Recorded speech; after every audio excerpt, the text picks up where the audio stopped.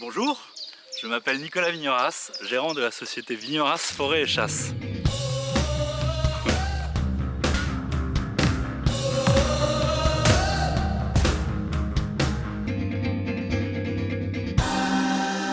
Le métier de gestionnaire forestier, c'est aussi la maîtrise d'œuvre des opérations, donc tout ce qui consiste aux travaux, notamment de plantation, de dégagement de plantation, d'abattage et de débardage, qui doivent être faits dans les bonnes conditions. L'entreprise, je l'ai montée en 2014 et avant, je travaillais pour un gros groupe anglais qui s'appelait Wolseley. On était leader sur le négoce de bois. Et avant ça, j'ai travaillé pour un gros cabinet expertise, le cabinet Couder, où j'ai eu la chance de m'occuper de forêts assez importantes, pour des particuliers aussi. Et donc j'ai eu l'envie de revenir en Sologne et à Vilny notamment, pour me lancer à mon compte dans cette aventure. Aujourd'hui, on gère à peu près 20 000 hectares, 75% de forêts privées, 25% d'institutionnelles. C'est des forêts qui font en moyenne 150 hectares, donc on est quand même plutôt sur des forêts importantes en taille.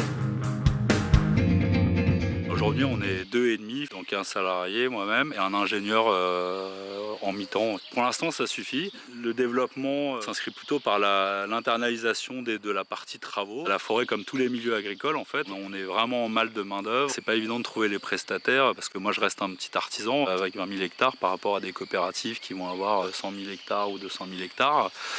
Les prestataires, c'est difficile pour moi de les bloquer. Je passe un peu après les gros, quoi. Du coup, ça m'handicape pas mal dans le développement.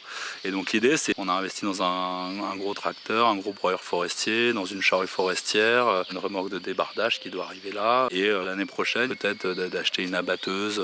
C'est pas du tout fait aujourd'hui, mais on aurait la capacité de la faire fonctionner en tout cas. L'avenir de la forêt, c'est quand même la mécanisation. Pourquoi Vilny? Pour plusieurs raisons. La première, elle est familiale. Je suis issu d'une famille de propriétaires forestiers et sylviculteurs depuis 1880, on va dire, à Vilny, avec un grand-père très impliqué dans les affaires forestières et les affaires chasse, directeur de la Fédération des chasseurs pendant une quinzaine d'années. La deuxième raison est forestière, puisque la Sologne est le deuxième massif forestier français et bénéficie aussi d'un fort potentiel d'amélioration en termes de forêt, parce qu'on a souvent mis l'accent sur la chasse et la partie agrément au détriment parfois de la forêt. Et donc il y a de belles choses à faire par rapport à ces potentialités. La troisième raison, c'est aussi la pluridisciplinarité de la forêt en Sologne, puisque justement il y a ce rôle synégétique qui est très important. Il y a des gros travaux intéressants à faire sur de l'aménagement de zones humides, de l'aménagement pour du gros gibier aussi, soit par des plantations, soit différents types de cultures.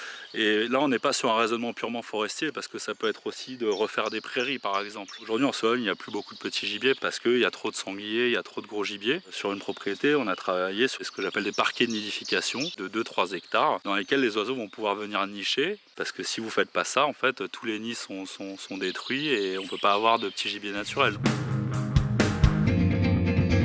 Trouver les clients, c'est principalement du bouche à oreille, parce que la forêt elle met du temps à se faire, mais elle peut se détruire assez vite, donc il y a une relation de confiance qui est absolument nécessaire entre le propriétaire et son gestionnaire. Du coup souvent ce qui paye, c'est de bien travailler chez vos clients qui vous ramènent d'autres clients. C'est un peu le sens de ces métiers-là, c'est des métiers passion. C'est sympa d'avoir une satisfaction, de se dire qu'on fait des choses qui sont bien, quoi. Les chênes que je plante aujourd'hui, on a fait une plantation là, pas loin d'ici. Ils viennent d'être plantés, je les verrai pas mûrs, quoi.